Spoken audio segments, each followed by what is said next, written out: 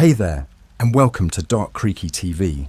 If you're new, hit that subscribe button for spine-tingling Reddit creepypasta stories that are perfect for a night of chilling thrills. Don't forget to share your thoughts in the comments below. Thanks for watching, and let's get into tonight's stories.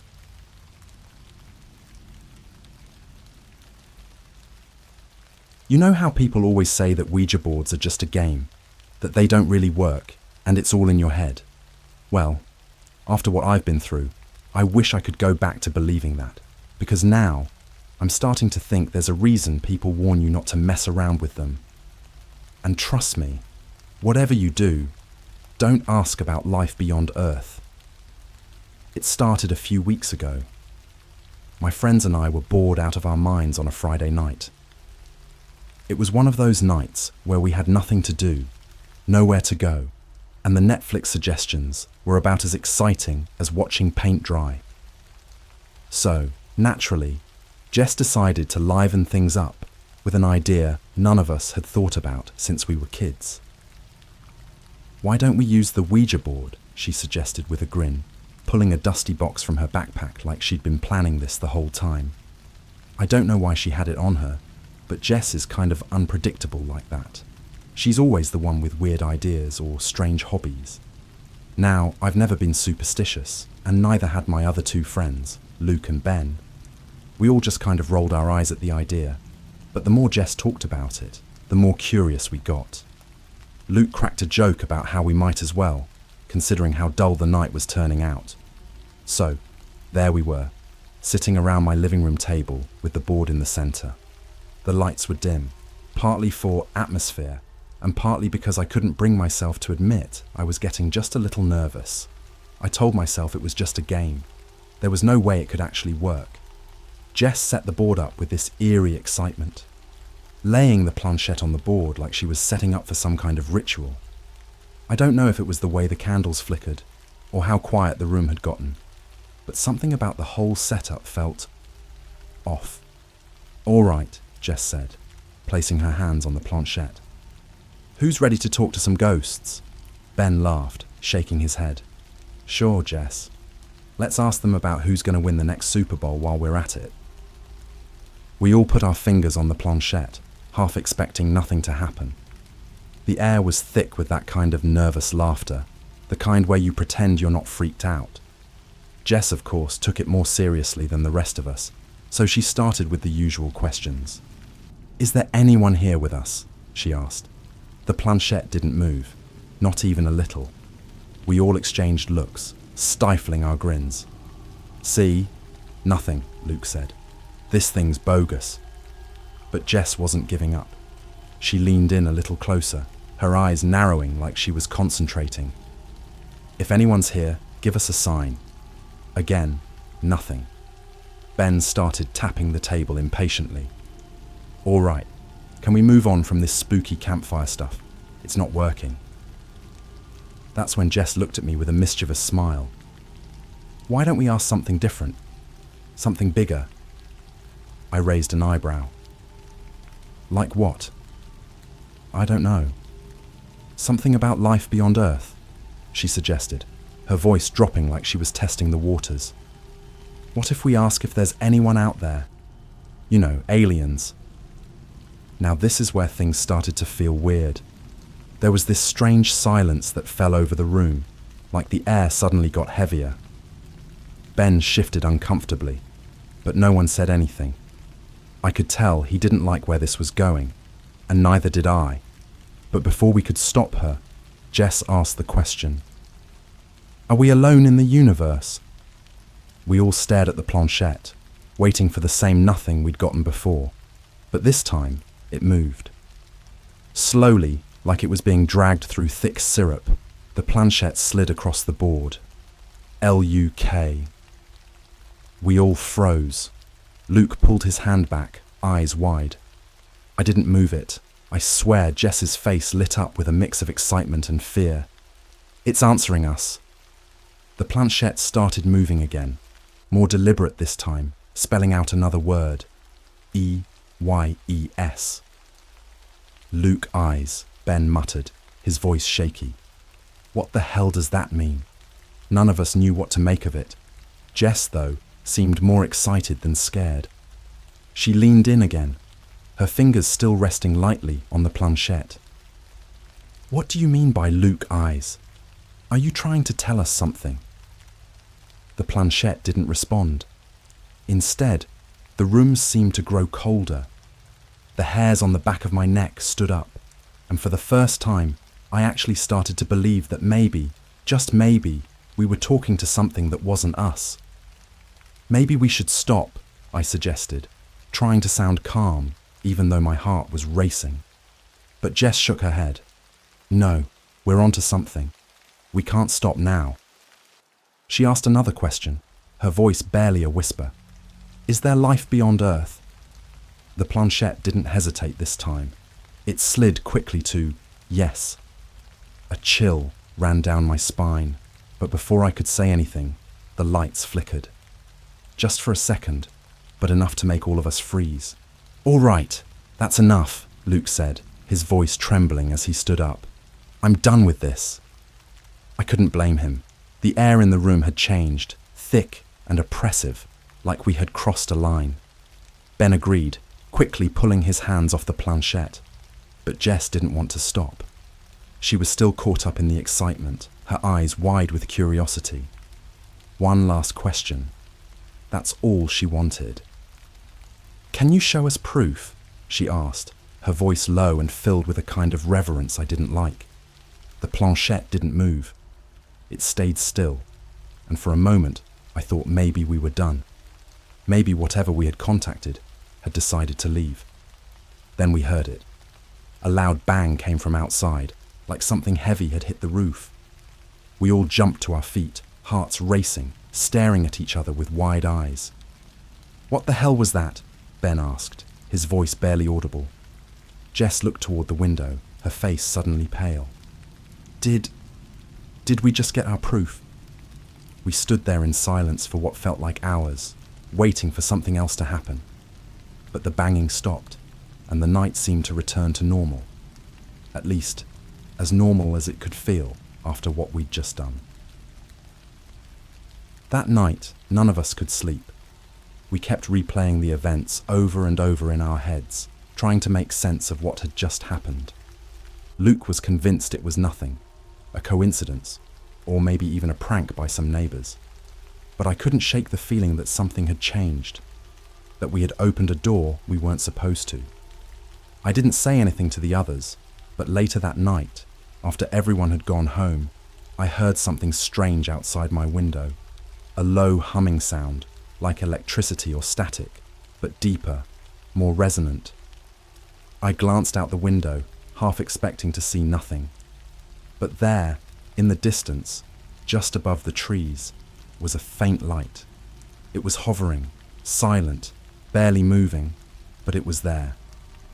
I watched it for what felt like hours, frozen in place, unable to look away. I wish I could say that was the end of it, that maybe it was just a trick of the light, or my imagination playing games with me after the Ouija board session. But it wasn't. The lights came back the next night, and every night after that. The next morning, I couldn't stop thinking about that light. It wasn't like anything I'd ever seen before. Too still, too quiet. My first thought was that it had to be a drone, or maybe some kind of plane. But the way it hovered just above the trees, without making a sound, didn't sit right with me. I brushed it off, convincing myself it was nothing, but deep down, I knew something wasn't adding up. I didn't mention the light to Jess, Luke, or Ben the next day. I figured they'd just laugh it off or call me paranoid. Instead, I spent the day in this weird state of unease, waiting for the night to come, hoping that when it did, nothing would happen, that it was just some bizarre coincidence from the night before. But that night, as soon as the sun dipped below the horizon, I started hearing the same low hum. That deep, almost electrical hum that vibrated through the air like some far-off engine. I tried to ignore it at first, but curiosity got the better of me. I stood by the window, staring out into the darkness, straining to see something. And there it was again. The light. This time, it was closer. hovering just above the treetops, the glow pulsing gently like it was breathing. My heart started racing, that same icy dread creeping up the back of my neck. It didn't feel right. Nothing about this felt right. I grabbed my phone, snapped a quick photo, and immediately texted Jess. "You up? You need to see this." A few minutes later, my phone buzzed. Jess replied, sounding more curious than scared. "What am I looking at? Is that a UFO?" I wasn't sure if she was messing with me or not, but before I could respond, she called me. "Did you actually see it?" she asked, her voice low, like she didn't want anyone else to hear. I nodded, even though she couldn't see me. "Yeah, it's the same light from last night. I swear, Jess, it's getting closer." She was quiet for a moment, probably weighing whether or not I was losing it. "Okay, hang on. Let me get Ben and Luke.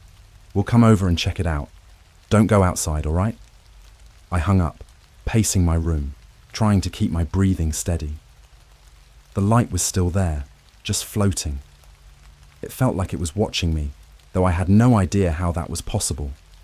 Time seemed to drag, each second longer than the last, until finally I heard a knock at the door. Jess, Ben, and Luke barged in, their faces a mix of curiosity and skepticism. I led them to the window and pointed at the light, half expecting it to be gone by the time we got there. But it wasn't. It was still there, unwavering. "What the hell is that?" Ben whispered, his voice dropping as his eyes fixed on the light. He sounded shaken. Jess squinted, her face tight with concentration. "It's not moving." Luke crossed his arms, trying to play it cool, but I could see the unease in his eyes. "It's probably a drone or something, right? People have drones all the time now." "No drone hovers like that," I muttered, my voice barely audible. "And the noise. Do you hear that hum? It's too loud to be a drone." Jess nodded slowly, her hand resting on the windowsill as she leaned in closer, staring at the light. "It's exactly where we heard the bang last night. You think this is connected to the Ouija board?" None of us wanted to say it out loud, but we all felt it. We had asked the wrong question, and now we weren't dealing with something supernatural. We were dealing with something else. "I don't know," I admitted, running a hand through my hair. "But it started after we used the board. What if we opened some kind of connection?" Ben was shaking his head, backing away from the window. "No, this is too much. We were messing around with a stupid board. That's it. This has to be a coincidence. We're freaking ourselves out." I wanted to believe that. I really did. But the light just kept hanging there, like it was waiting for something.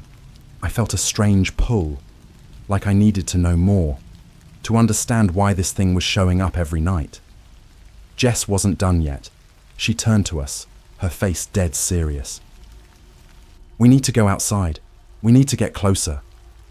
"No way," Luke snapped, backing up even more. "We don't know what that is, and you want to just waltz out there?" But Jess was already grabbing her jacket, her mind made up. "If this is connected to the board, we need answers. We can't just hide in here and wait for it to come to us." I wasn't thrilled with the idea, but something about Jess's determination got to me. Maybe she was right. Maybe we had to face it head on. Before I could talk myself out of it, I grabbed my own jacket and followed her toward the door. Luke and Ben exchanged nervous glances, but eventually caved and joined us. The second we stepped outside, the humming grew louder, vibrating through the air like an invisible force. The light, still hovering in the distance, flickered slightly as if it noticed us. We walked slowly, the crunch of gravel under our feet the only other sound besides that eerie hum. The closer we got, the heavier the air felt, like something was pushing down on us. I felt a pressure in my chest, like I couldn't get a full breath. My heart was racing, but I kept moving. As we reached the edge of the tree line, Jess stopped suddenly, her eyes wide with shock. "Look." We all turned to see what she was pointing at, and my stomach dropped. In the middle of the field, just beneath the light, was a perfect circle of flattened grass. The area around it looked completely untouched. But inside the circle, the grass was pressed down, like something heavy had landed there. "What the hell?" Luke whispered, his voice barely audible. "How did that happen?" The light above us pulsed once, bright and blinding, and in that split second, I felt something deep in my bones. It wasn't fear exactly, but a sense of overwhelming realization. This wasn't just some coincidence. This wasn't just a weird light in the sky.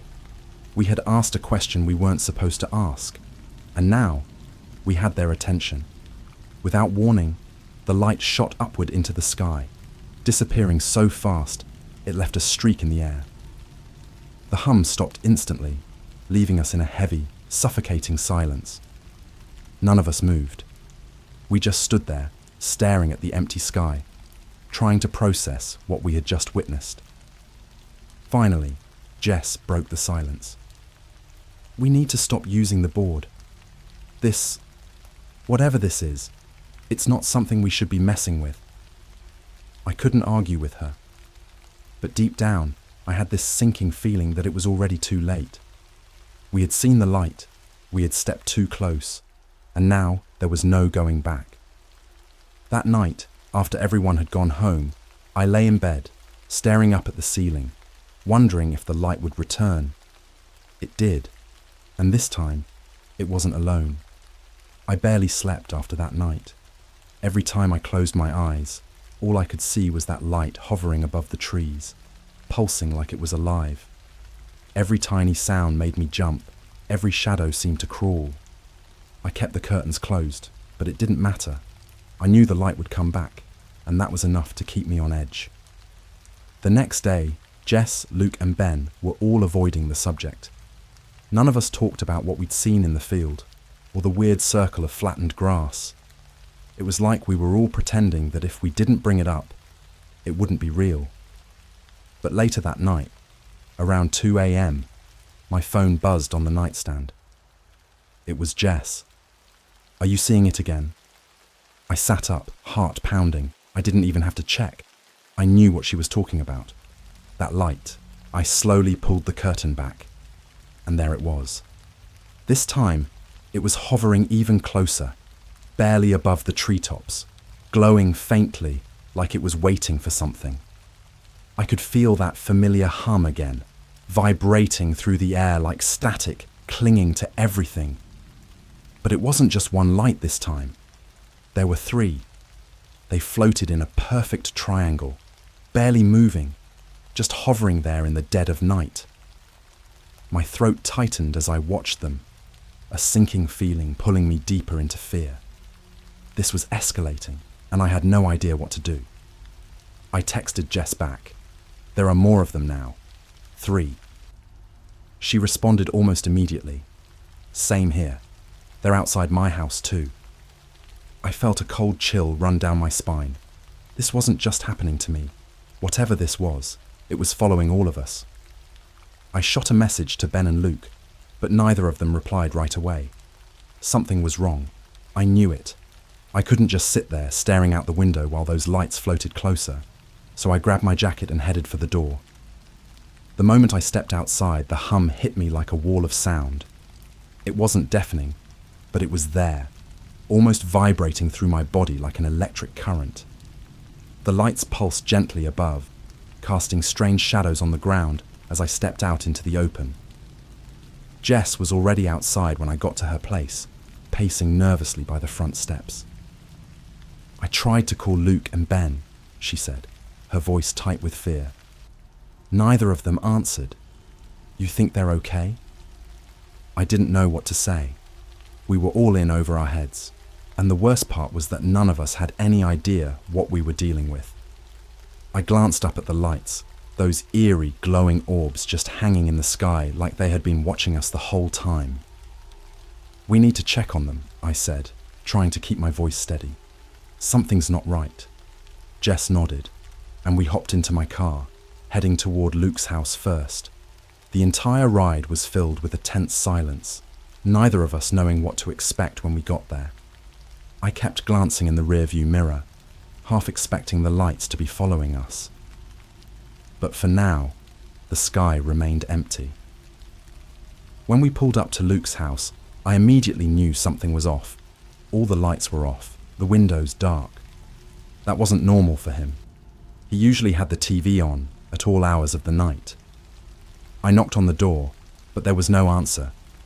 "Luke!" I called, banging harder. The silence that followed was unnerving. We tried the back door, and to our surprise, it was unlocked. Slowly we crept inside, the house eerily quiet. Everything was in its place. No signs of a struggle, no mess, just silence. We found Luke's phone on the kitchen counter, the screen lit up with missed calls and messages, but there was no sign of him. Jess's voice cracked as she whispered, "Where is he?" I didn't have an answer. That's when we noticed something. The back window, the one facing the yard, it was open, just a crack, but enough to let in the night air. I walked over and pulled it all the way up, leaning out to see if maybe Luke had gone outside. What I saw stopped me cold. In the middle of Luke's backyard, just like we'd seen in the field, was another perfect circle of flattened grass. "Jess," I whispered, backing away from the window. "We need to leave. Now." But before we could make it to the front door, we heard it. A soft hum, growing louder by the second. Jess froze, her eyes widening with fear as we both realized what was happening. The lights were back. I darted to the front window, and there they were. 3 glowing orbs hovering just above the house, their light casting an unnatural glow across the lawn. The hum seemed to pulse with the lights, growing louder, more intense. "We have to go." I grabbed Jess's arm, pulling her toward the door. But just as we reached the handle, the lights outside shifted. They were moving. Slowly, deliberately, they descended, coming closer to the house. I didn't think. I just acted. We ran, tearing out the back door and sprinting through Luke's yard, the hum chasing us like a living thing. My legs burned, my lungs screaming for air as we pushed through the darkness. I didn't dare look back. I didn't want to see how close the lights were. We didn't stop until we reached the edge of the woods near Jess's house, collapsing onto the ground, gasping for breath. The lights hadn't followed us into the trees, but we could still see them in the distance, hovering over Luke's place like vultures circling prey. "Where's Luke?" Jess whispered, her voice trembling. I didn't know. I didn't want to think about it. But deep down, I had a horrible suspicion. The lights weren't just following us. They were taking people. We sat there in the woods for what felt like hours, neither of us saying a word, the fear settling in deeper with each passing second. Whatever we had contacted, whatever we had called out to, it wasn't friendly. It wasn't curious. It was hunting. By the time the lights finally disappeared from the sky, the sun was starting to rise, casting a pale glow over the horizon. But even in the daylight, the unease didn't go away. We had opened something, asked a question we were never meant to ask. And now, we were being watched. The lights would come back. I knew they would. And I wasn't sure who would be taken next. When the sun finally rose that morning, it didn't feel like a relief. The daylight did nothing to erase the terror of the night before. Jess and I had barely said a word to each other, the silence between us heavy with the weight of everything that had happened. Luke was gone, vanished, and those lights, those things, had taken him. We sat at Jess's kitchen table, staring at the untouched cups of coffee in front of us. Neither of us had slept, but sleep felt pointless now. Every time I closed my eyes, I could hear that hum, feel the vibration of it in my bones. And worse, I couldn't stop thinking about Luke, standing in his backyard, staring up at those lights before they took him.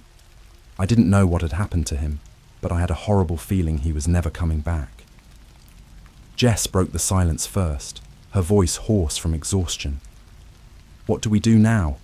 We can't just pretend this didn't happen." "I don't know," I admitted, running a hand through my hair. "But we have to find Ben. He's not answering his phone, and after last night..." Jess nodded, her face pale and drawn. "Yeah, we need to check on him." We grabbed our jackets and headed out. The early morning air was crisp, but it did nothing to clear the fog of dread hanging over us. As we drove to Ben's house, the silence between us felt like a ticking clock. I kept glancing out the window, half expecting to see those lights hovering above the trees again, but the sky remained stubbornly empty. When we pulled up to Ben's house, my stomach twisted. His front door was wide open, hanging crooked on its hinges, like it had been forced open from the outside. Jess and I exchanged a glance, the fear written plainly on both of our faces. "This isn't good," she whispered. We got out of the car, moving cautiously toward the open door. The house was eerily quiet, the kind of silence that makes your skin crawl. I pushed the door open wider, and it creaked loudly in protest, like the house itself was warning us to stay out. The inside of Ben's house was a mess. Furniture was overturned, the coffee table was shattered, and there were deep gouges in the walls. It looked like a struggle had taken place, but there was no sign of Ben. "What the hell happened here?" Jess asked, her voice trembling. I stepped further inside, my heart pounding in my chest. The air in the house felt strange, like it was charged with static. Every step I took felt heavier, like I was wading through invisible pressure. We searched every room, calling out Ben's name, but there was no answer. It was like he had just disappeared. Just like Luke. I made my way to the back of the house, my gut twisting with unease. And then I saw it. Another circle. Right in the middle of Ben's backyard, just like the one we'd seen at Luke's. The grass was flattened in a perfect circle, the edges precise and unnatural, as if something had landed there. Jess stood next to me, staring at the circle, her face pale. "They took him too," she whispered. I didn't want to believe it, but the evidence was right in front of us. Whatever those lights were, they weren't just watching us anymore. They were taking people, one by one. And now, it was just Jess and me left. "We need to leave," I said, the words coming out harsher than I intended. "We need to get out of here. I don't know what's going on, but staying here is a death sentence." Jess nodded, her eyes wide with fear. "But where do we go?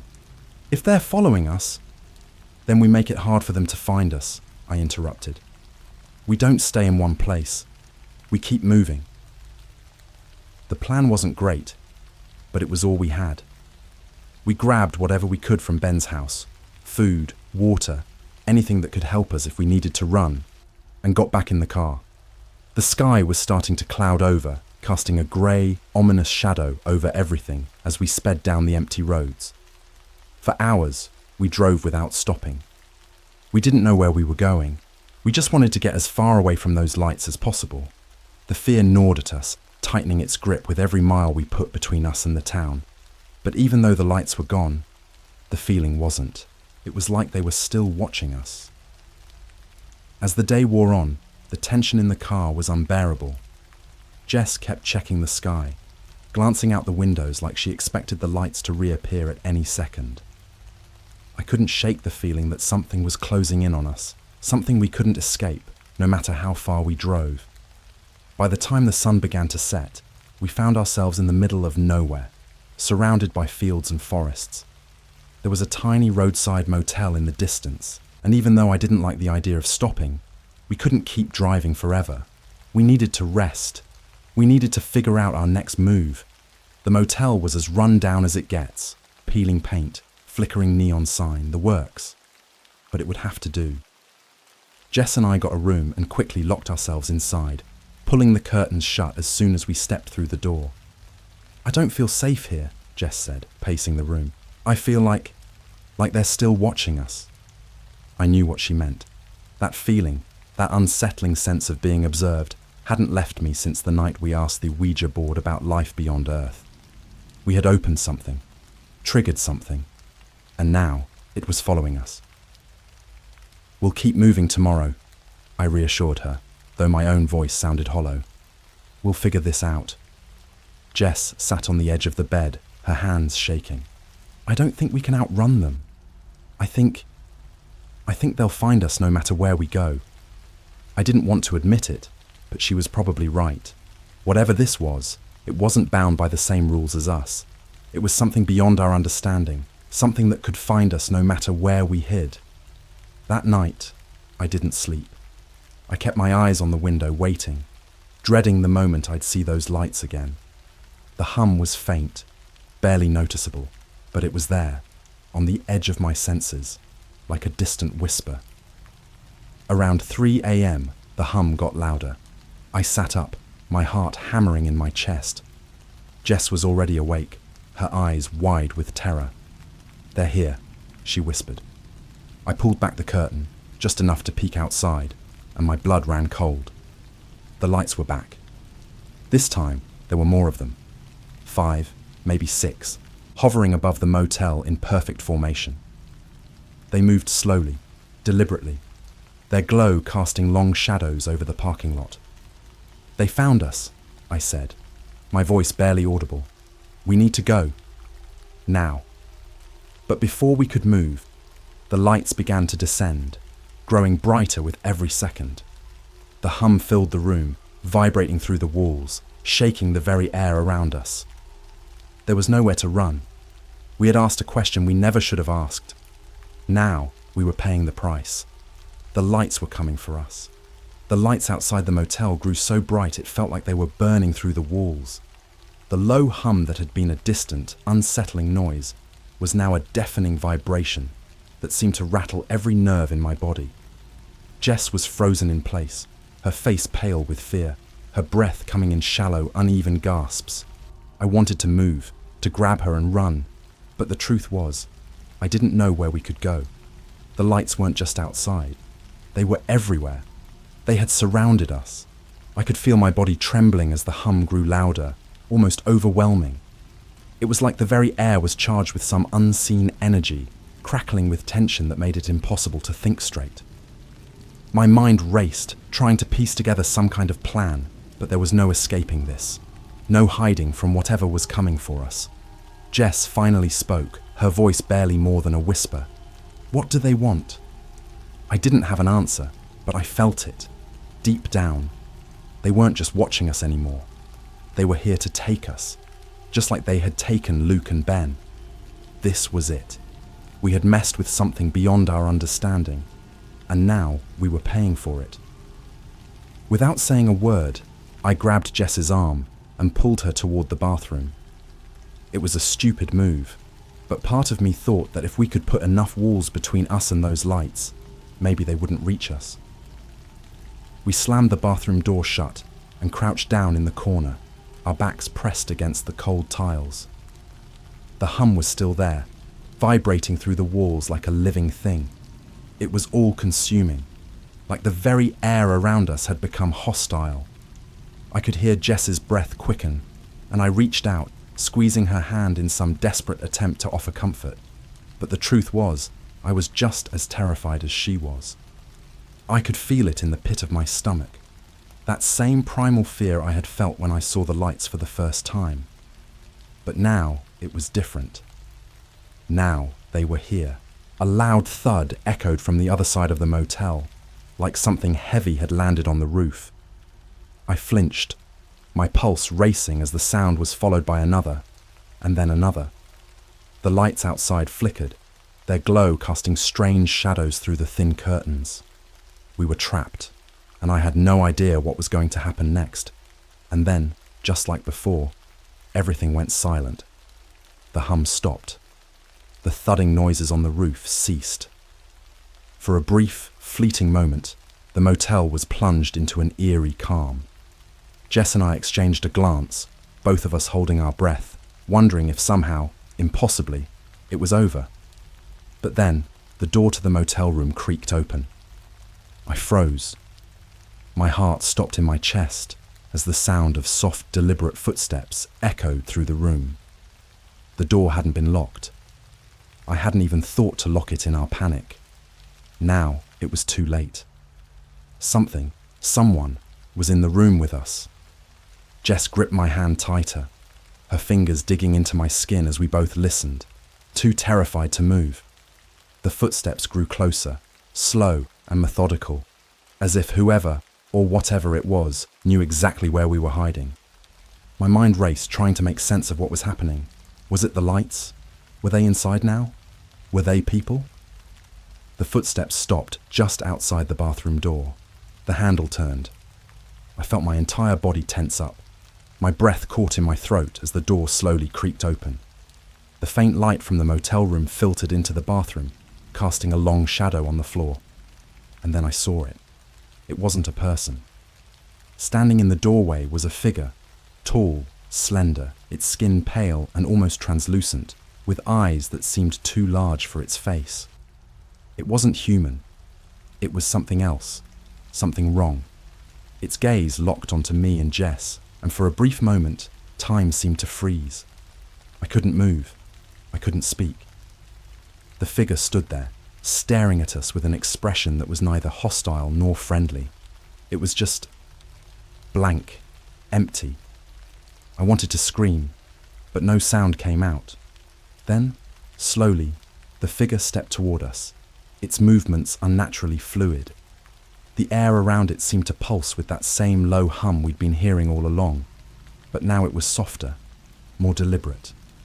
I could feel it in my bones, like it was trying to lull us into submission.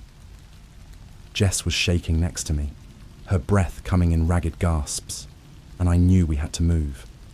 We couldn't just sit there, waiting to be taken. But my body wouldn't listen. It was like I was paralyzed, trapped by the figure's gaze. The figure reached out, its long, thin fingers extending toward Jess. And then, everything went black. When I woke up, I was lying in the middle of the motel room floor. The lights were gone. The figure was gone. And Jess was gone too. I sat up, my head spinning, my body aching like I had been hit by a truck. The room was silent, and the air was still. There was no sign of the lights, no sign of the strange figure that had stood in the bathroom doorway. It was like they had never been there at all. But I knew better. I stumbled to my feet, calling out Jess's name, my voice cracking with panic. There was no answer. She was gone, just like Luke and Ben. The room felt wrong, like something had been ripped out of it, leaving only an empty shell behind. I knew there was no point in searching for her. I knew, deep down, that she had been taken, just like the others. I stood there, staring at the empty room, my mind numb with the realization of what had happened. We had asked a question we were never supposed to ask. We had opened a door that should have stayed shut. And now the lights had taken everything from me. It's been days since Jess disappeared, but I can still feel them, watching, waiting. Every night the hum returns, faint at first, but always growing louder. The lights are always there, just on the edge of my vision, hovering above the trees, above the house. I don't know why they left me behind. I don't know why I'm still here. But I know one thing for certain. They're not done with me yet.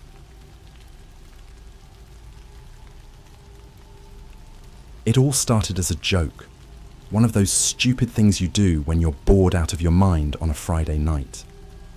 My friends and I, Ben, Sarah, and Mark, were hanging out at my place, the usual routine of movies and snacks wearing thin. We'd been through every horror movie in the queue. Nothing was hitting, and the night was just dragging. Then Ben, who's always been the one to stir things up, pulled out this old Ouija board he'd found at some garage sale. Now, I'm not one to believe in the paranormal. Ghosts, spirits, curses. None of that had ever fazed me. But I wasn't about to be the guy who chickened out, especially in front of my friends. So when Ben waved the Ouija board in front of us, grinning like he was about to unveil some great prank, I just rolled my eyes. "Come on, let's do it," he said, plopping the board onto the coffee table. "What's the worst that could happen?" Mark shrugged.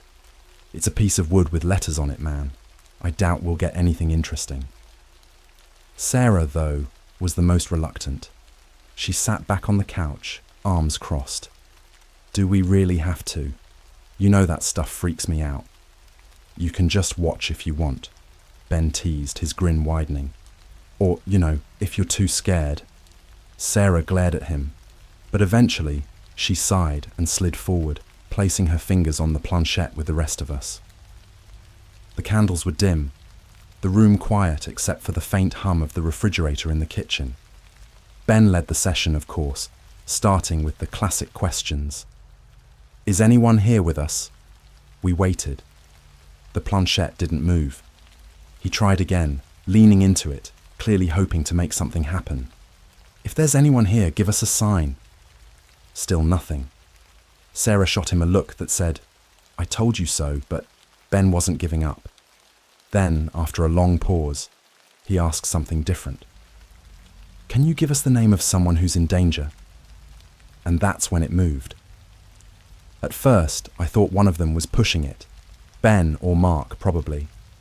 But I could feel their hands trembling just like mine. We all exchanged nervous glances as the planchette slowly dragged itself across the board, landing on the letter A. We waited, holding our breath. Then it slid to N, then D, finally stopping on Y. Andy? Mark whispered. Does anyone know an Andy? I frowned. I had a cousin named Andy, but we're not close. Haven't seen him in years. This is probably just some random name. Someone's definitely messing with it. Ben shrugged. Maybe, or maybe not. Let's ask something else. But Sarah wasn't having it. She pulled her hands back, visibly unsettled. Okay, that's enough. You got your spooky moment. I'm done. We all laughed it off, joking about how Sarah was just being paranoid. We packed up the board, Ben making dramatic ghost noises as he slid it back into the box. It was all in good fun. But that night, as I lay in bed, I couldn't shake the feeling that something was off. I kept thinking about the name, Andy. It was such a random choice. But the way the board had moved, it didn't feel like a prank. It felt deliberate. I told myself I was being ridiculous and eventually fell asleep. The next morning, I got a call. It was my mom, her voice shaky. You heard about Andy, right?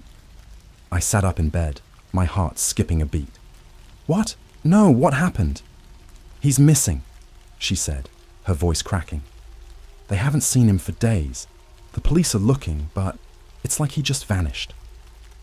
For a second, I couldn't breathe. Andy, my cousin. The name the Ouija board had spelled out just hours before. It had to be a coincidence, right?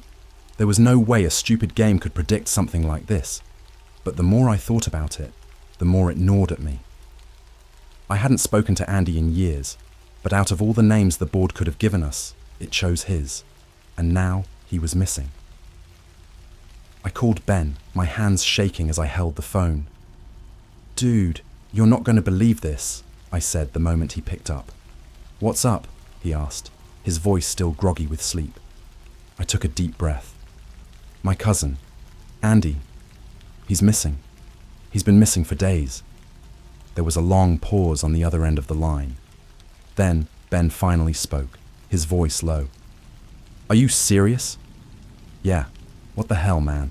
That name came up last night. I thought you guys were messing with me. Ben was quiet for a moment. I swear, it wasn't me. I didn't push it. I wasn't sure if I believed him, but I couldn't shake the unease growing in the pit of my stomach. Something's wrong, Ben. I can feel it. He tried to brush it off, laughing nervously. It's probably just a coincidence. I mean, there are tons of Andys in the world, right? It's not that weird. But it was weird. Too weird. And deep down, I knew this wasn't just some random fluke. The board had given us that name for a reason. That night, I couldn't sleep. I kept checking my phone, waiting for an update about Andy, but nothing came. Just silence. My mind raced with 1,000 questions. Where was he? What had happened? And why had the Ouija board known his name? A few days passed, and I tried to push it out of my mind. But then, Sarah called me, her voice trembling with fear. We need to talk, she said. Something happened. I met up with her and Ben at the cafe we always went to. Mark couldn't make it. He was out of town visiting family, or so he said. But I could tell from the look on Sarah's face that whatever she had to say wasn't something we could brush off. She slid her phone across the table, the screen showing a news article. The headline read, "Local woman missing. Family desperate for answers." I frowned, glancing up at her. "Okay, but what does this have to do with us?" Sarah swallowed hard, her hands trembling. "Scroll down. Look at the name." I did as she said, my stomach turning as I read the name of the missing person. Andrea Morrison. Andrea. Another variation of Andy. My heart pounded in my chest as I looked up at Sarah. "What the hell?" Ben leaned back in his chair, rubbing his face. "This can't be happening. It's just another coincidence. It has to be." But Sarah shook her head. "It's not a coincidence, Ben. First Andy, now Andrea. The board gave us a name, and they're both gone. What if this is real? What if something's happening to these people and we're connected to it?" The air around us felt heavy, suffocating. I didn't know what to say, what to think. It was too much to process. But one thing was clear. This wasn't just a game anymore. The Ouija board had given us a list of names, and every person on that list was disappearing. And I had no idea how to stop it. After our meeting at the cafe, things got weird, really weird. I tried to push everything to the back of my mind, but I couldn't shake the feeling that something wasn't right. I'd always been a skeptic, but this, it was hard to ignore. First Andy, then Andrea. Two people, both connected to that Ouija board session. It didn't feel like a coincidence anymore. A couple of days went by without any updates on either of them. No breakthroughs in Andy's case, and Andrea's disappearance was still making headlines. But there were no leads. Sarah was the most shaken.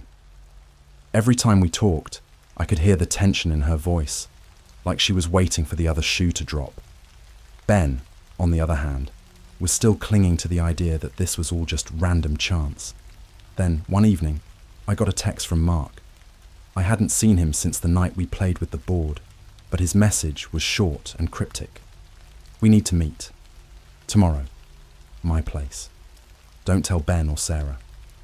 That was it. No explanation, no follow-up. Just an urgent invitation that sent chills down my spine. I debated whether or not I should tell the others, but something about Mark's tone made me hesitate. He wasn't the type to freak out over nothing. The next day, I headed to Mark's place, my nerves on edge the whole drive over. When I knocked on his door, it took him a while to answer. When he finally did, I barely recognized him. His usual easygoing vibe was gone. He looked tired, his eyes sunken and bloodshot, like he hadn't slept in days.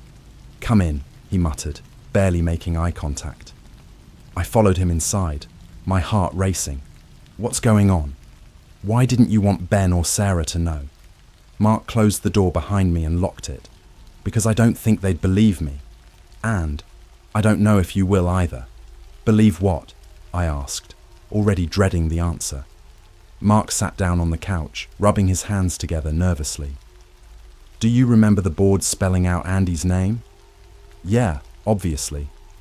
"Well," he continued, "I've been thinking about that. What if the board wasn't just giving us a name?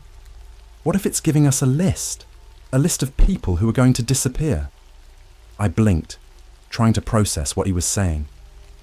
"A list? You mean, like, more names?" Mark nodded slowly. I couldn't stop thinking about it, so I did something stupid. After you guys left the other night, I kept the board. I thought maybe I could figure out more. I don't know, get answers. I felt a cold chill run down my spine. "You played with it again?" "Yeah," he admitted, guilt evident in his voice. But this time, I didn't ask it any random questions. I straight up asked for the next name. I swallowed hard, my mouth dry. "And? Did it give you one?" Mark reached for his phone and opened a note, turning the screen toward me. Written on it, in plain black text, was the name Dylan Parker. The name felt like a punch to the gut, as if just reading it made something shift in the air around us. "Who's Dylan?" I asked, my voice tight. That's the thing, Mark said, leaning forward. I don't know. I've never met anyone by that name.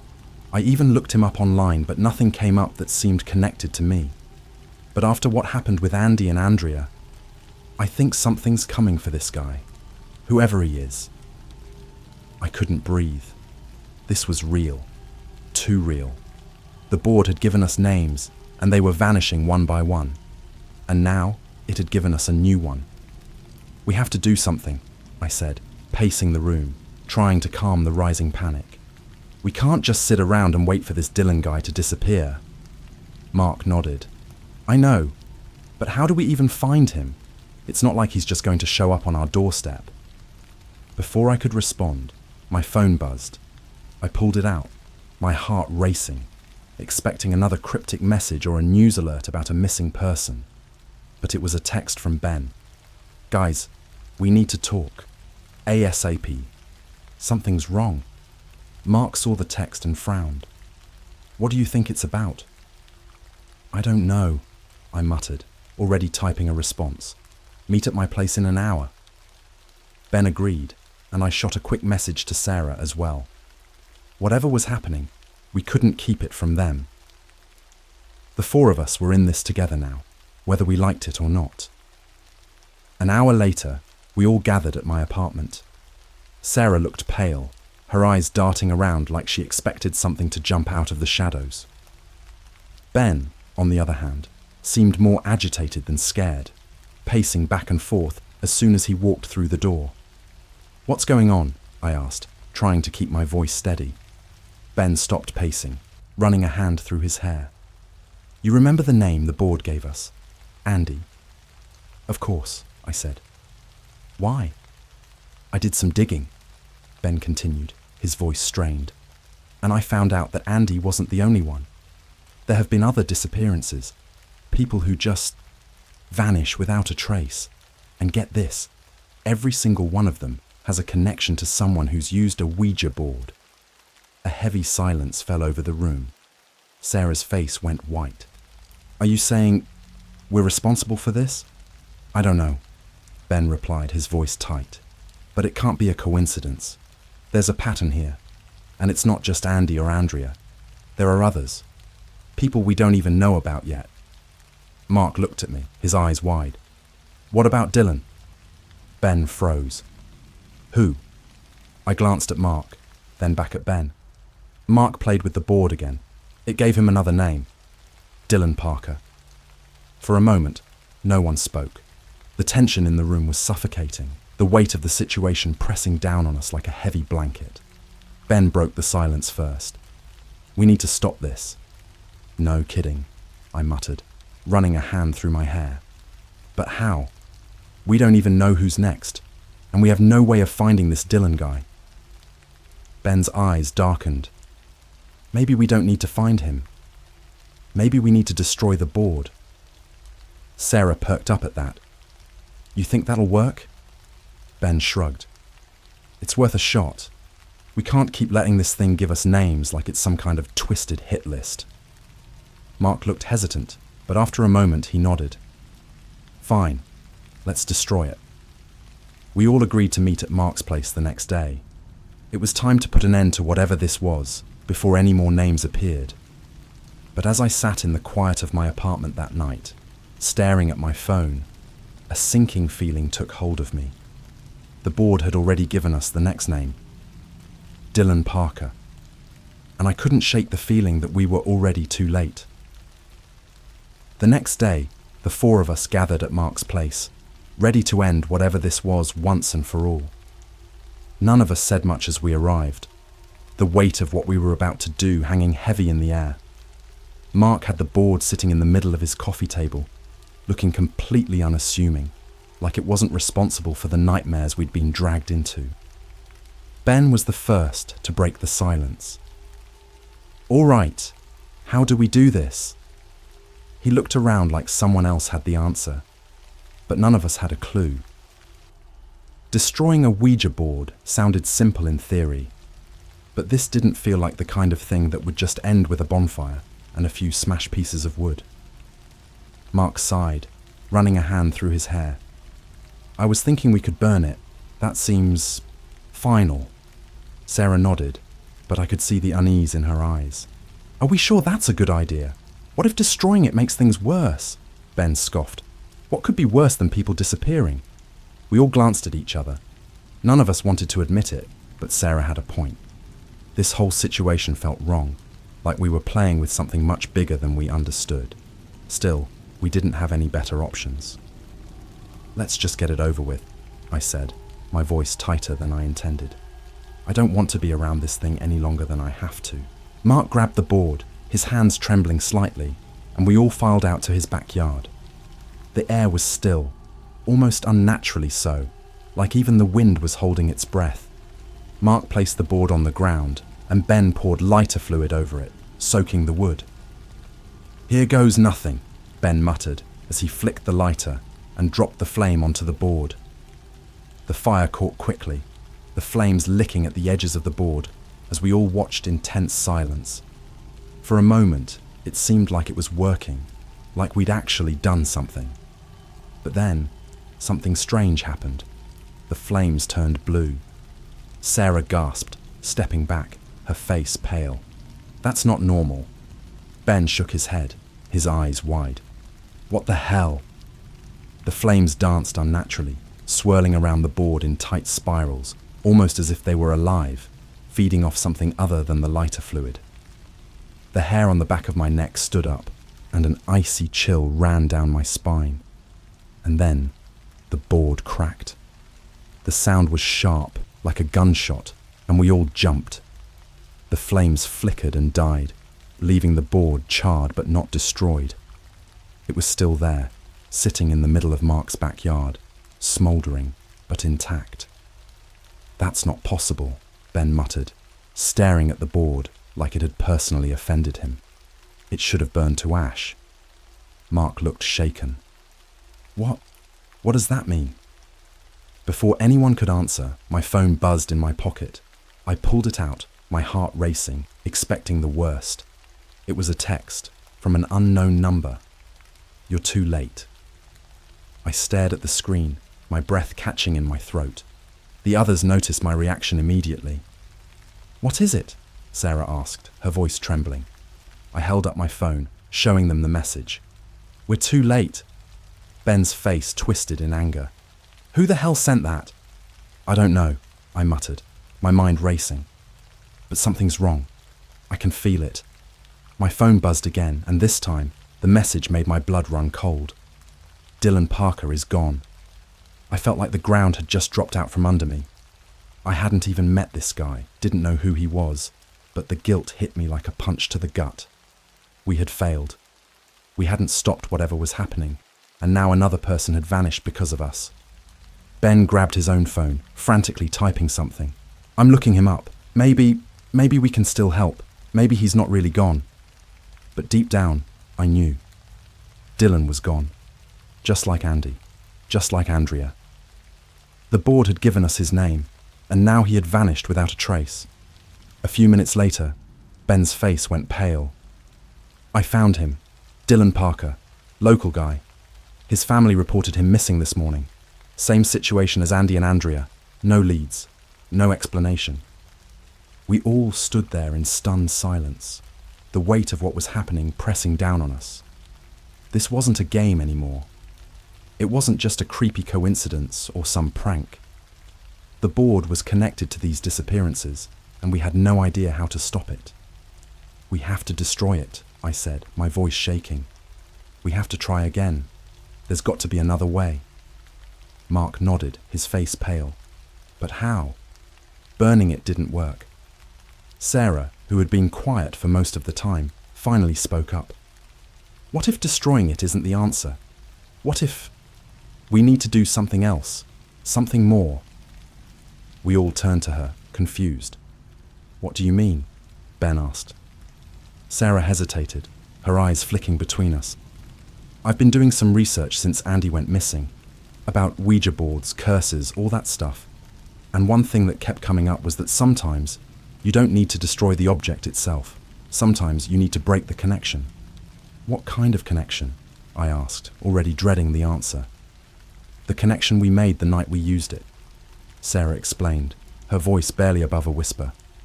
We opened something, and now it's using us, giving us names.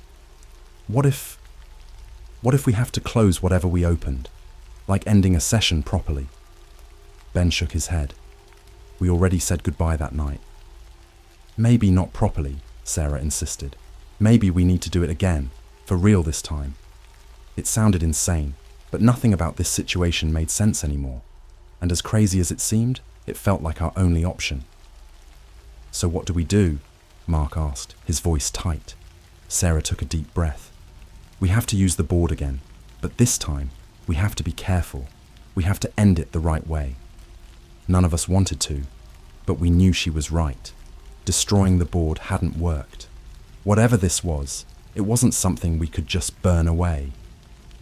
We went back inside, the board still smouldering from the failed attempt to destroy it. Mark set it on the table, and we all sat down around it, our hands hovering over the planchette. "Are we sure about this?" Ben asked, his voice shaking slightly. "No," I admitted, "but we don't have a choice." With a deep breath, we placed our fingers on the planchette. Sarah led the session, her voice steady despite the tension in the air. "We're here to end this," she said, her words firm. "We opened something, and we need to close it." At first, nothing happened. The planchette sat still, unmoving, and for a moment I thought maybe we were in the clear. But then, slowly, it began to move. It spelled out one word: number. My heart sank. The board wasn't going to let us end this so easily. "Please," Sarah said, her voice trembling. "We didn't mean to open anything. We just want to stop it." But the planchette moved again, faster this time, spelling out another message. More names will come. We all pulled our hands back, the horror of the situation settling in. It wasn't over. The board wasn't done with us, and more people were going to disappear. "What now?" Mark asked, his voice barely above a whisper. I didn't have an answer. None of us did. All we knew was that the list wasn't finished, and we were powerless to stop it. We sat around that board, frozen. The planchette rested in the center like some kind of sick reminder that we were in over our heads. Sarah's hand was trembling, her eyes fixed on the word the board had spelled out. More names will come. "What do we do?" Mark asked, his voice barely above a whisper. The usual confidence he carried had drained completely. We were all thinking the same thing. This wasn't just a game we could quit. It wasn't a matter of just ending a session or smashing the board into pieces. We were stuck, tied to it, and the board wasn't done with us yet. Ben clenched his fists, standing up suddenly. "This can't be it. We're not just going to sit here waiting for more people to vanish." He paced back and forth, his agitation growing, and I could feel it too. This gnawing sense of helplessness, like we were on a sinking ship and had no idea how to stop it from going under. Sarah had been researching, but none of us were prepared for this. We weren't some paranormal experts. We were just a bunch of friends who had messed with something we didn't understand. "We need to know who's next," Ben muttered, staring down at the board. "If we know the names, maybe we can warn them. Do something before it's too late." My stomach twisted. The idea of using the board again made my skin crawl, but Ben was right.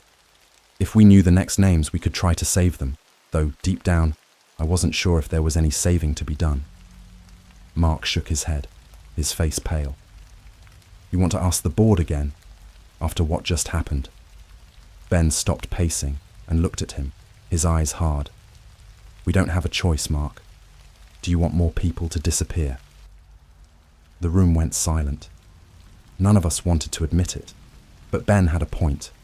The board had already given us Dylan Parker, and he was gone. If more names were coming, we needed to know, even if it felt like playing with fire. Finally, Sarah nodded, though her face showed how reluctant she was. "We'll ask, but we need to be careful. This thing, it's not just a game. It's got some kind of control." We gathered around the board again, placing our hands on the planchette, the tension in the room thick enough to suffocate us. I could feel my heart pounding in my chest, the dread rising with each second that passed. "Who's next?" Ben asked, his voice firm, though I could see his fingers trembling. The planchette didn't move at first, just sitting there in the silence, almost as if the board was considering whether or not to respond. Then, slowly, it began to move. The familiar scraping sound sent chills down my spine. It spelled out a name, Claire Baker. I didn't know anyone named Claire. I glanced at the others, and they shook their heads, confirming that they didn't either. "Do we know her?" I asked, my voice low. "No," Sarah replied. "But it doesn't matter. The board gave us her name. That means she's marked." Before we could react, the planchette started moving again, faster this time, as if it had been waiting for us to catch up. Another name, James Edwards. Then it moved again. Maya Thomas. Name after name, it kept going, each one appearing in quick succession, the list growing longer with every pass of the planchette. My pulse quickened. This wasn't just one more person.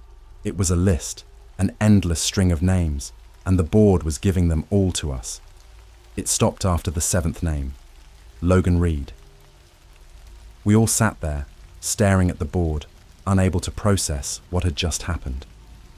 7 names, 7 people we didn't know, but who were now somehow connected to this nightmare. I could feel the weight of it pressing down on me, the fear wrapping itself around my chest, making it hard to breathe. "This is bad," Mark said, breaking the silence. "How are we supposed to warn all these people?" Ben looked up, his expression grim. "We have to try. We need to find them. Maybe we can stop whatever's happening before it's too late." Sarah's face was pale, her eyes wide. "But how do we find them? We don't even know where to start." Ben didn't have an answer. None of us did. The names felt like a death sentence, each one ticking down towards some inevitable end. I could feel it deep inside, the same sense of dread that had been with me since Andy vanished. This wasn't something we could just outrun, but we had to try. We split the names between us. Each of us would look for 2 or 3 people, searching through social media, online databases, anything we could find. I was assigned Claire Baker and James Edwards. Simple, common names, but they now felt loaded with the weight of impending doom. For hours, we combed through every site we could think of. It wasn't easy.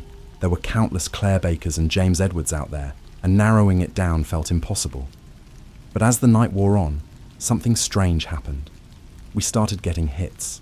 Sarah was the first. She found a Maya Thomas on social media, a woman who lived a few towns over. Then Mark found Logan Reed, a college student at a nearby university. One by one, the names we'd written down began to turn into real people, real lives that were at stake. Finally, I found Claire Baker. She was a teacher at an elementary school, not far from where I lived. Her Facebook profile was full of pictures of her with her students, her family, her life. I stared at the screen, feeling a knot form in my stomach. This was real. Claire Baker was a real person, and if the board was right, she was about to disappear. "What do we do now?" I asked, my voice shaky. "We can't just call them up and tell them they're next." Ben frowned, pacing again. "We need to figure out how this thing works. Maybe the board marks them, but there has to be a way to break it." I wasn't so sure. It felt like we were in way over our heads, playing with forces we didn't understand. But Ben wasn't giving up. He was determined, and that was better than doing nothing. "We need to meet them," Sarah said quietly. "If we can find them, warn them, maybe we can stop it before it happens." It sounded insane, but at this point, nothing felt rational anymore. We all agreed to start reaching out, to find a way to warn these people, to stop them from becoming the next names on a missing persons list. But as I sat there, staring at Claire's smiling face on her Facebook profile, a nagging fear crept into the back of my mind. What if meeting them made things worse? What if, by trying to help, we were just speeding up the inevitable? I couldn't shake the feeling that whatever we were dealing with, It wasn't something we could beat with logic or reasoning. This board, it had its own rules, and we were playing right into its hands. I went to bed that night with my phone by my side, hoping for updates, but dreading the moment it would buzz again. The names were out there now, and I wasn't sure if we could stop what was coming for them. We didn't sleep that night. We couldn't. After finding those names and realizing they were real people, everything felt more immediate, more dangerous. It wasn't just abstract anymore. It was happening. Claire, James, Maya, Logan, all of them were out there, completely unaware that something beyond their control was circling them like a predator. By the time dawn broke, we'd made a plan. It wasn't much, but it was all we had. We'd split up and find these people. Warn them, maybe even convince them to stay somewhere safe, far away from their homes. It felt desperate, but none of us knew what else to do. Ben and I were assigned to find Claire and James, while Mark and Sarah would track down Maya and Logan. Our hearts were heavy, but we couldn't afford to hesitate. If what happened to Andy, Andrea and Dylan was any indication, time was running out. I still remember the moment we pulled up in front of Claire Baker's house. It was an ordinary suburban street, kids riding bikes, people mowing lawns. Everything looked so normal, but knowing what we knew made it feel like we were in a different world altogether. Ben parked the car, and we just sat there for a moment, both of us staring at the house. "Do you think she'll believe us?" I asked, my voice quieter than usual. Ben sighed, running a hand through his hair. "Would you?" I didn't answer. I knew the truth. No one in their right mind would believe that a couple of strangers had found their name on a Ouija board and were now trying to save them from vanishing off the face of the earth. But we had to try. We got out of the car and made our way to the front door. My heart was racing, my palms sweating. Ben knocked, the sound echoing through the quiet morning air. After what felt like an eternity, the door opened, and a woman stood there, mid-30s, blonde hair pulled into a loose ponytail. Her eyes scanned us warily, clearly unsure of why two strangers were standing on her doorstep. "Can I help you?" she asked, her voice polite but cautious. I glanced at Ben, unsure of how to start, but he spoke up first. "Are you Claire Baker?" Her expression faltered slightly. "Yes." "Why?" Ben took a deep breath, his words careful but urgent. "This is going to sound crazy, but we need to talk to you. It's about something important, something you're in danger of." Claire's brow furrowed, her eyes narrowing in confusion. "What? What are you talking about?" I could see the doubt creeping into her expression. She was seconds away from slamming the door in our faces. We had to do something to get her to listen. My mind raced for the right thing to say, but before I could speak, my phone buzzed in my pocket. I pulled it out, my heart skipping a beat. It was a text from an unknown number. Too late. I felt my stomach drop. "Ben." He turned to me, confusion on his face. "What?" I showed him the screen, my hands shaking. "It's happening." Before either of us could react, Claire's expression shifted. Her polite confusion turned into something darker, something blank. Her eyes glazed over, as if a switch had been flipped inside her. "Claire?" Ben asked, his voice uncertain, but she didn't answer. Instead, she turned and walked back into the house, the door swinging shut behind her with a soft click. We stood there, stunned, our minds trying to catch up with what had just happened. I grabbed the doorknob, panic rising in my chest. "Claire!" The door was locked. Ben pounded on the door, his voice frantic. "Claire, open the door. We're trying to help you." But there was no response. The house was silent. Without thinking, I pulled out my phone and called Sarah. She picked up on the first ring, her voice tense. "What's going on? Did you find her?" "She's gone," I said, my voice trembling. "We found her, but something happened. She just shut down, like she wasn't there anymore." I could hear Sarah's breath quicken on the other end. "We found Maya. It was the same thing. She was sitting in her car, and when we tried to talk to her, It was like she didn't even see us.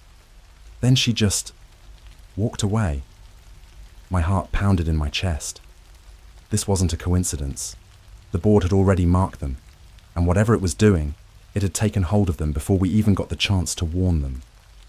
"They're being taken," Ben muttered, staring at the house, just like the others.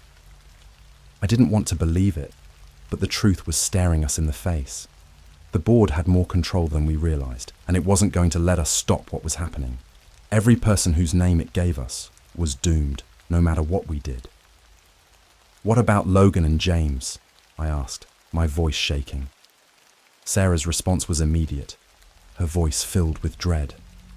"We haven't found Logan yet, but Mark found James. He was..." She paused, her breath hitching. "He was already gone. His house was empty. It's like he just disappeared." I felt my throat tighten. This was bigger than us. No matter how hard we tried, we couldn't stop it. We were playing a game with something far beyond our understanding, and we were losing. Ben's phone buzzed, and he looked down at it, his face going pale. "They sent me something," he whispered. I leaned over, glancing at the screen. It was another text, but this time it wasn't just words. It was an image. The photo showed the four of us, sitting around the Ouija board on that first night, our hands on the planchette, smiling like idiots. But in the background, just behind us, there was a shadow, a tall, dark figure that I hadn't noticed before. It was barely visible, almost blending into the darkness, but it was there, watching us, waiting. "We're next," Ben said quietly, his voice hollow. I couldn't speak. The weight of it all crashed down on me like a wave, pulling me under. We weren't just dealing with missing people. We were part of it. We had been since the beginning. I looked at Ben, my voice barely above a whisper. "What do we do?" He didn't answer. He didn't have to. We both knew there was nothing we could do. The board had already made its move, and now it was just a matter of time. The game wasn't over, and we were the final names on the list.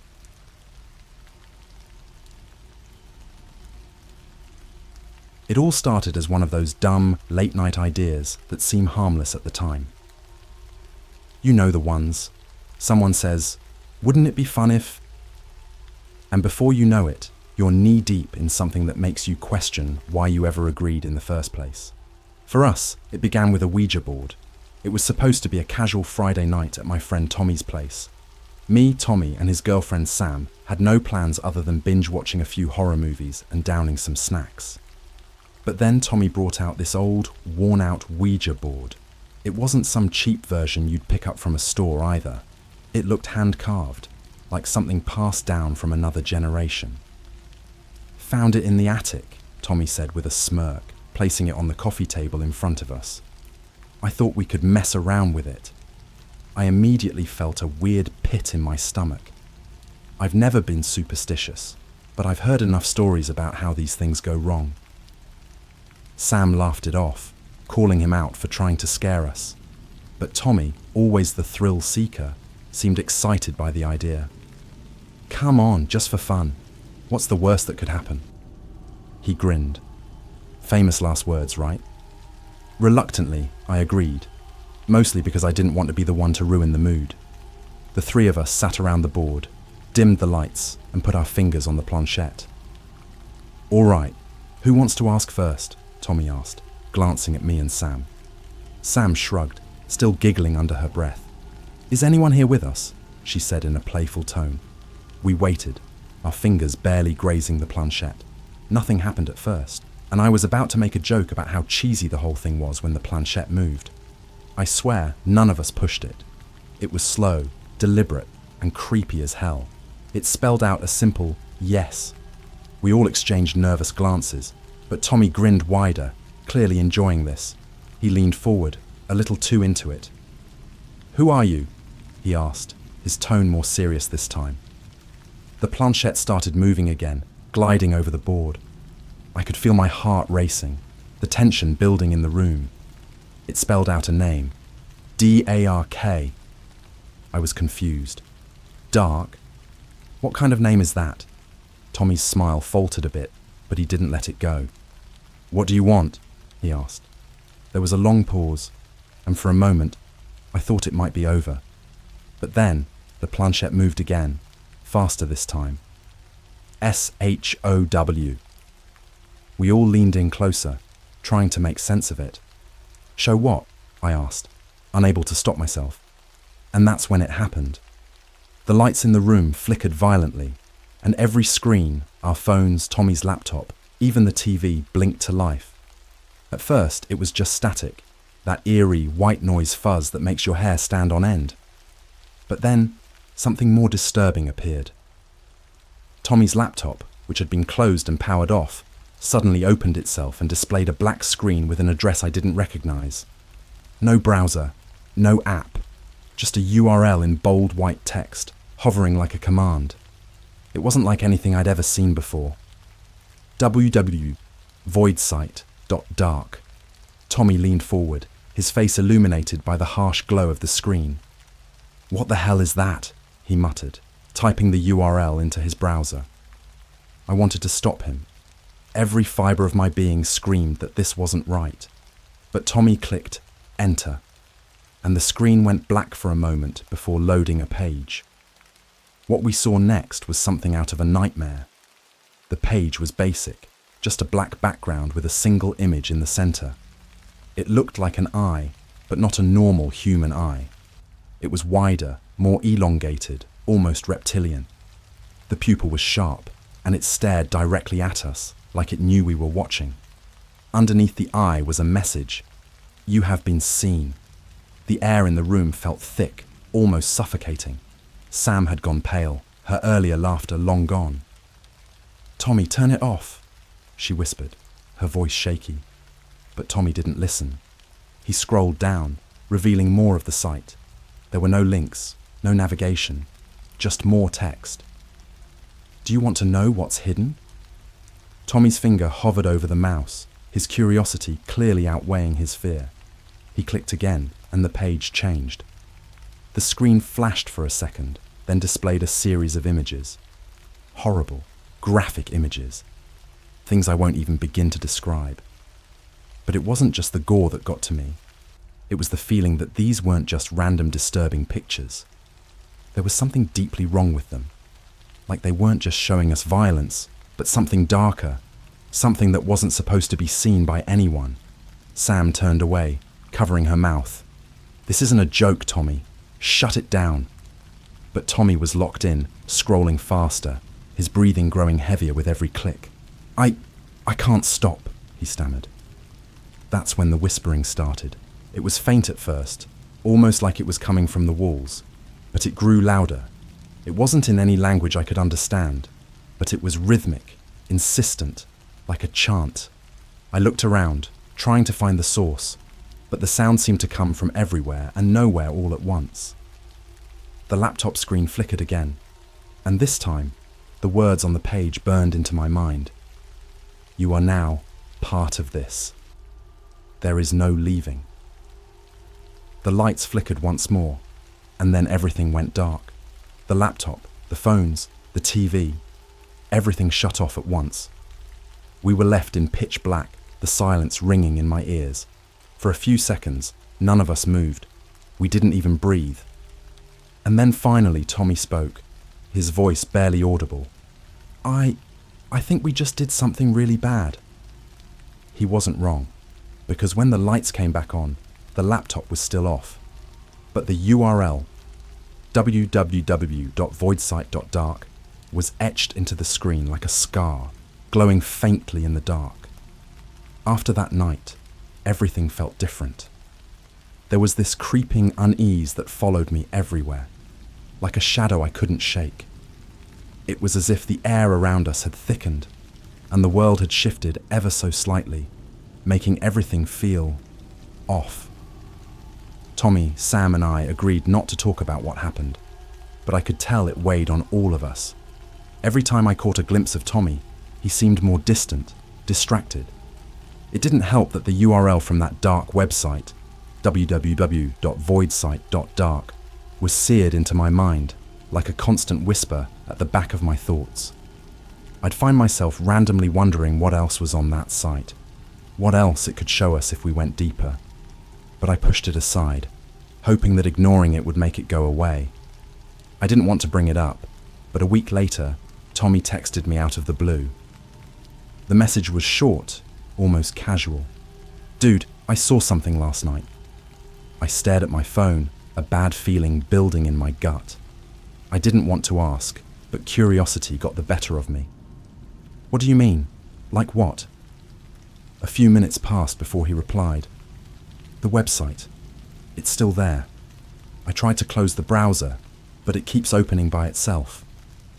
My stomach tightened. I thought we were done with that. I hadn't touched my computer since that night, hoping the whole thing would just fade into a bad memory. But apparently, Tommy had gone back. He called me soon after. His voice was different, hollow, shaken. Man, I don't know how to explain it, but it's like the sight's following me. Every time I open my laptop, it's there. I even bought a new one, and it still happens. That eye, it's always staring. I didn't know what to say. Tommy had a way of overreacting sometimes. But this felt real. "Have you tried resetting everything? Wiping the hard drive?" I suggested, trying to stay rational, even though I could feel the growing knot of fear in my chest. "I did," he muttered. "I've done everything, but it's not just on the laptop anymore." I frowned. "What do you mean?" There was a pause on the other end of the line, and I could hear his breathing, heavy and labored. "I saw it, man. In the mirror. The eye. I was brushing my teeth last night, and for a second, it was there, staring at me. I swear to God, that was when I knew things had taken a turn." Tommy wasn't the type to joke about something like that.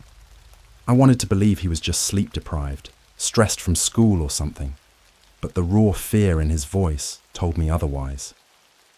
"Okay," I said, trying to sound calm, even though my heart was racing. "Maybe we should talk to Sam, figure out what to do." Tommy agreed, though reluctantly, and we decided to meet at my place that evening. I spent the rest of the day pacing my apartment, glancing at my own laptop every now and then, like it was a ticking time bomb. I refused to turn it on, afraid I might see that sight staring back at me. When Tommy and Sam arrived, the atmosphere was tense. Sam looked worried, her usual carefree smile replaced by a tight-lipped frown. Tommy was pale, like he hadn't slept in days. "I've been having nightmares," Sam said as soon as she sat down. "Ever since that night. It's always the same dream. This black void, and something's pulling me into it.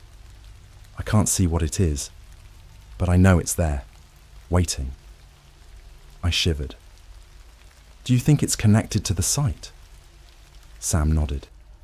"I know it sounds crazy, but I feel like that website, it's not just a site. It's something else, something alive." Tommy rubbed his hands together nervously. "I've been seeing that eye everywhere, not just in mirrors, on billboards, in windows, even in people's eyes. It's like it's watching me, waiting for me to, I don't know, do something." The tension in the room was unbearable. We didn't know what we were dealing with, but we all felt it. Something had changed the moment we clicked on that site, and whatever it was, it had latched onto us. Sam broke the silence. "We need to go back. We need to see what it wants." I stared at her, dumbfounded. "Are you serious? You want to go back to the site that's been haunting us?" She nodded, her expression grim. "We don't have a choice. It's not going to leave us alone. We have to find out what it wants before it drives us insane." Tommy hesitated, but after a long pause, he reluctantly agreed. "I don't know what else to do, man. If we don't do something, I'm going to lose it." Against every instinct in my body, I agreed too. It felt like we were walking into a trap, but if there was even a chance of stopping whatever this was, we had to take it.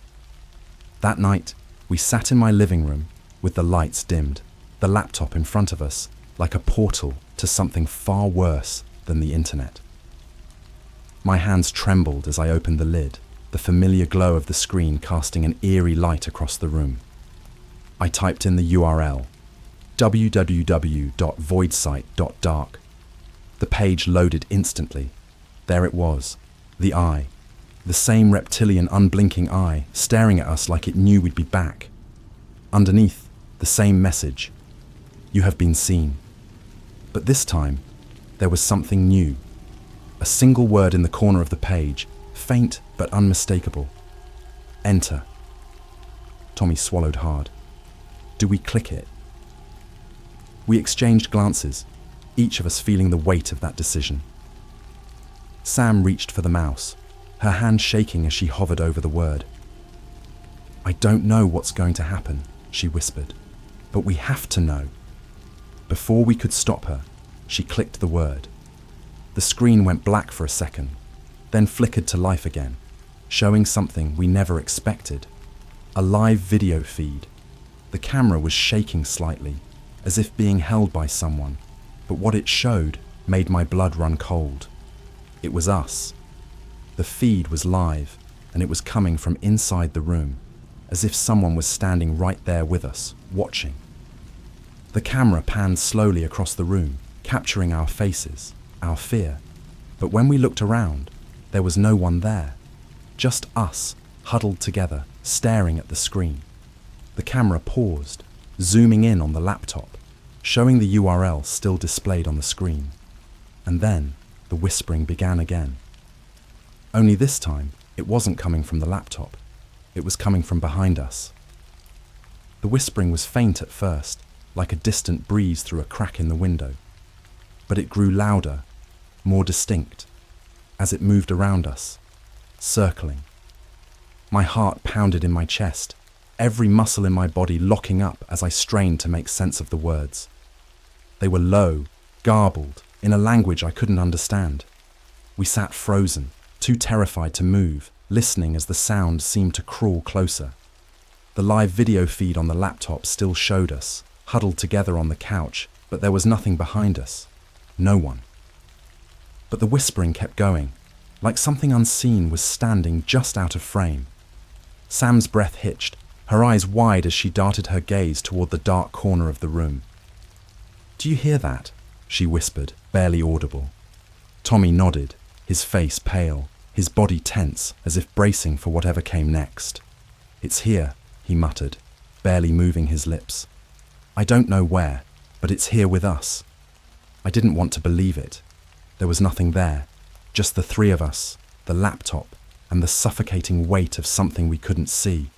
But I could feel it, a presence so thick it was almost tangible, pressing down on us from all sides. The whispers grew louder, more frantic, as if whatever was making them was growing impatient. They circled the room, faster and faster, until it felt like they were right in our ears, surrounding us completely. And then, just as suddenly as they started, they stopped. The silence that followed was deafening, and for a moment, none of us moved. The room felt too still, too quiet, like the air had been sucked out, leaving only the three of us and the darkness that seemed to stretch further than it should. Tommy broke the silence, his voice barely more than a croak. What the hell is this? Before any of us could answer, the laptop screen flickered. The live feed vanished, replaced by something new. It was another page, but this one was different. The background was the same inky black, but the text was more sinister, written in sharp, jagged letters. The void knows you. Underneath the message, a countdown appeared, the numbers ticking down from 10:00, 10:00, 9:59, 9:58. What is that? Sam asked, her voice trembling as she stared at the screen. What happens when it reaches 0? None of us wanted to find out. Tommy lunged for the laptop, slamming it shut as if that would somehow stop whatever was happening. But it didn't. The countdown was still there, glowing through the cracks of the closed screen, ticking down second by second. 9:45, 9:44, 9:43. We need to get out of here, I said, standing up so quickly my head spun. The room felt claustrophobic, the walls closing in. "We can't stay. I don't care what that thing is. We have to leave." Tommy nodded, grabbing his jacket, but Sam remained glued to her spot on the couch, her eyes fixed on the laptop. She didn't speak for a long moment, and when she finally did, her voice was distant, like she wasn't fully there. "We opened something we can't close." Her words hung in the air, heavy and cold. I wanted to argue, to tell her it wasn't true, but deep down I knew she was right. We had opened a door we shouldn't have, and now something was coming through, and we had no way of stopping it. "We'll figure it out later," Tommy said, his voice shaking as he grabbed Sam's arm, pulling her to her feet. "Right now we need to go. We'll figure it out, I swear." I wanted to believe him, but every instinct in my body screamed that it was already too late. We rushed out of my apartment, slamming the door behind us as if that would keep whatever it was inside. The air outside felt like a shock to the system, cold, sharp, real. But even out in the open, that feeling of being watched clung to me like a second skin. We got into Tommy's car, all of us breathing heavily, our minds racing. Tommy started the engine, but he didn't drive right away. Instead, he sat there for a moment, staring blankly at the dashboard. "I can still hear it," he muttered, his voice hollow. "The whispering, it's still in my head." I knew exactly what he meant. Even out here, away from the apartment, I could feel the whispers, faint and distant, like a memory I couldn't shake. They echoed in my ears, in the back of my mind, as if whatever had started inside had followed us out. Sam sat in the back seat, her knees drawn up to her chest, staring blankly out the window. "It's not going to stop, is it?" I didn't answer. I didn't know the answer. Tommy finally pulled out of the driveway, the car lurching forward as we sped down the empty streets. We drove in silence for what felt like hours, the city passing by in a blur of streetlights and shadows. But no matter how far we went, I couldn't shake the feeling that something was following us, lurking just beyond the reach of the headlights. After a while, Tommy pulled into an empty parking lot, turning off the engine. We sat there in the dark, the only sound our shallow breathing. It felt like the world had shrunk down to just the three of us, alone in that car, waiting for something we couldn't see, but knew was there. "Do you think we're cursed?" Sam asked suddenly, breaking the silence. Tommy let out a bitter laugh. "I don't know what we are, but it's definitely not good." I leaned forward, my hands gripping the edge of the seat. "There has to be a way out of this. We need to figure out what that sight is. Maybe there's someone who can help." Tommy shook his head. "No one's gonna believe us. No one's gonna understand what we've done." The weight of his words settled over us, thick and suffocating. He was right. We had crossed into something far beyond what any of us understood, and the more we tried to run from it, the deeper it pulled us in. I don't know how long we sat in that parking lot, but eventually, Tommy's phone buzzed. The sound made all of us jump.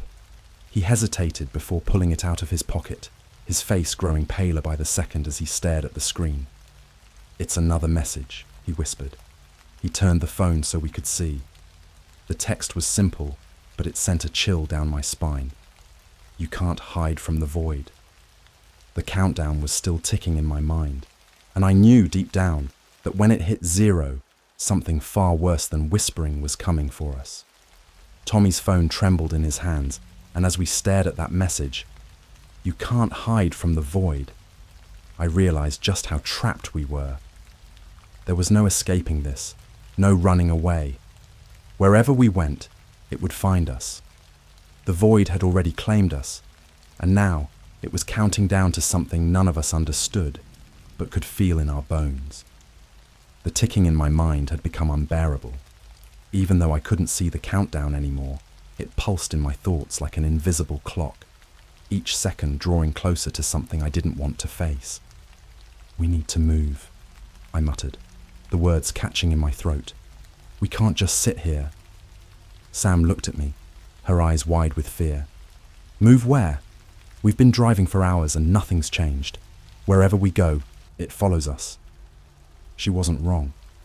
But sitting there, in the darkness of that empty parking lot, felt like we were waiting for the inevitable. I could feel it, something creeping closer, like the shadows themselves were alive, closing in on us. Tommy clenched his jaw, his knuckles white as he gripped the steering wheel. There has to be a way to stop it. There's always a way to stop these things, right?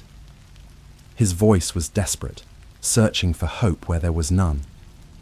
Maybe we can go back, Sam whispered, her voice barely audible. To the site. Maybe it's trying to show us something, and we just don't understand it. I stared at her, disbelief flooding through me. You want to go back? After everything we've seen, after everything that's happened, you think going back will help? Sam shook her head, tears brimming in her eyes. I don't know. I don't know what else to do. But if we're being hunted, maybe there's a way to undo it. Maybe we missed something. The silence that followed was crushing. Tommy and I exchanged a look, neither of us willing to admit she might be right. As insane as it sounded, going back to that site was the only lead we had. And if there was even the slightest chance it could help us, we had no choice but to take it. Tommy sighed, defeated. Fine, let's go back. But this time we're prepared for whatever it throws at us. I wasn't sure what being prepared meant in this situation, but I nodded anyway. It wasn't like we had a better option. Tommy started the car again, and we drove back in silence, the weight of our decision hanging over us like a dark cloud. When we got back to my apartment, it felt like walking into a tomb. The air was heavy, thick with the unseen presence that had been following us. Every shadow seemed darker, every corner filled with something we couldn't see. But we were here, and there was no turning back. We gathered around the laptop once more, the same device that had shown us the void for the first time. My hands shook as I opened the lid, the faint glow of the screen casting eerie shadows on our faces. I typed the URL again, my fingers trembling over the keys, www.void.site.dark. The page loaded faster this time, almost as if it had been waiting for us. The eye was there again, staring at us with the same cold, unblinking gaze. But now, the countdown was front and center. The numbers glowed in blood-red letters, ticking down relentlessly. 5 o'clock, 4:59, 4:58. 5 minutes, Tommy breathed, staring at the screen in horror. We've got 5 minutes before something happens. What do we do? Sam asked, her voice quivering. I leaned in, scanning the page for anything that could give us a clue about what was coming next. But there was nothing. No links, no messages, just that eye and the relentless countdown. 4:30, 4:29. Sam reached for the mouse, clicking on the eye in desperation. The screen flickered, and for a moment I thought we had triggered something. But nothing happened. The countdown kept ticking, and the eye kept staring. This isn't working, Tommy muttered, his panic rising. It's not going to let us out. The air in the room felt heavier now, colder. My breath hitched in my throat as I realized something. It wasn't just the countdown that was moving forward. The room itself felt wrong, like it was shrinking. The shadows along the walls were shifting, crawling closer, wrapping around us like a web. Suddenly, the whispers returned, louder than before, filling the room with that same guttural language. But this time, they were angry, frantic, as if the void itself was closing in. 3:45, 3:44. We're running out of time, I whispered, staring at the clock. There has to be something we're missing.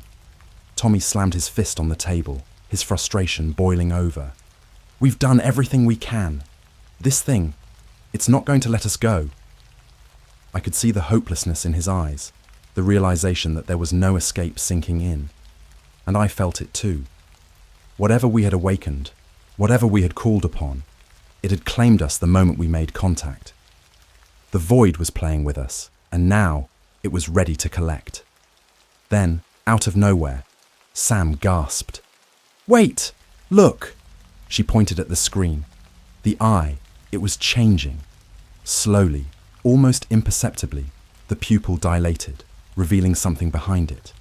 A doorway, faint but unmistakable, formed in the center of the screen. "What is that?" I asked, leaning closer. Sam clicked on the doorway, her hands shaking. The page flickered once more, and the screen shifted, showing us something that made my stomach drop. It was a room, a dark, featureless room, lit only by a single dim light bulb hanging from the ceiling. But that wasn't what terrified me. What terrified me was that the room was identical to the one we were sitting in. The same walls, the same furniture, everything was the same except for one detail. In the center of the room, sitting at the table, was a figure. It was us. I stared at the screen, my mind reeling. The camera zoomed in slowly, showing us the back of our own heads. The three of us were sitting there, unmoving, staring at the laptop, just as we were now. But there was something wrong with the figures on the screen. They were still, too still, like statues. And then, the figure that was supposed to be me turned its head. My heart stopped. On the screen, my own face stared back at me, but it wasn't right. The eyes, they weren't mine. They were black, hollow, empty, and they were looking directly at me through the screen. The whispers grew louder, more frantic, filling the room with a sense of dread so thick I could barely breathe. 1 o'clock, 0:59, 0:58. "We need to turn it off," Tommy said, his voice trembling. "Shut it down now." But Sam was frozen, her eyes locked on the screen, her face pale as a ghost. "It's us. It's already taken us." My chest tightened, panic seizing my every thought. Was that true? Had the void already claimed us? Were we just watching our own demise unfold? The countdown ticked down faster now, racing towards 0. 0:30, 0:29, 0:28. I reached for the laptop, my hands shaking, but before I could close it, the lights in the room flickered. The shadows surged forward, swallowing the room in darkness. And then, the countdown hit 0. 0:0. The last thing I remember was the sound of the whispers, deafening and overwhelming as everything around me faded into black. When the countdown hit 0, the world didn't shatter into chaos the way I'd expected. There was no violent explosion, no sudden crash of reality collapsing around us. Instead, everything just stopped. The darkness that had swallowed the room became absolute, as if the lights had never existed in the first place. I couldn't see my hand in front of my face. I couldn't even tell if I was still sitting or standing. There was no sense of time, no feeling of space, just a complete, overwhelming nothingness. The whispers, which had been deafening only moments before, were gone, replaced by a silence so thick it felt like it had weight, like it was pressing down on us, filling every inch of the room with its suffocating presence. "Tommy?" I called out, my voice sounding distant in the void. "Sam?" Nothing. No reply. The silence was so total, so consuming, it was as if my words had been swallowed whole, devoured by the darkness before they could reach anyone. Panic set in. I stood up, at least I think I did, but it felt like I was floating. No sense of gravity, no solid ground beneath my feet, just the endless dark. I flailed, trying to find something, anything to anchor myself, but there was nothing. My heart pounded in my chest, and my mind raced with terror. Then, faintly, I heard it, a single, rhythmic tapping. At first, I thought I was imagining it, but it grew louder, echoing through the emptiness. It was distant, like something was knocking on the other side of a wall that wasn't really there. Tap, tap, tap. The sound sent chills down my spine. I tried to locate the source, but everything was the same, just black. The tapping continued, slow and deliberate, and with each tap, I felt the air around me grow colder. I shivered, not just from the cold, but from the creeping realization that something else was here with me. Then, out of the darkness, I heard a voice. It wasn't Tommy's or Sam's. It wasn't a voice I recognized at all. You can't leave. It was soft, almost gentle, but there was a malevolent undertone that made my skin crawl. I froze, every instinct screaming at me to run, but I had nowhere to go, nowhere to hide. The voice came again, closer this time. The void doesn't let go. I swallowed hard, trying to keep my breathing steady, but the fear was too much. My chest tightened, my hands shaking, as I reached out into the nothingness, desperate to find something solid. The tapping had stopped, replaced by the sound of faint, slow footsteps, circling me in the dark. "Please," I whispered, my voice barely a breath. "What do you want from us?" The footsteps stopped, and for a moment, the silence returned, heavier than before. Then the voice spoke again, low and cold. "You've already given it." Before I could react, the darkness shifted. I could feel it, like the air around me was moving, twisting, pulling me in. A pressure built in my chest, like something was squeezing me from the inside out.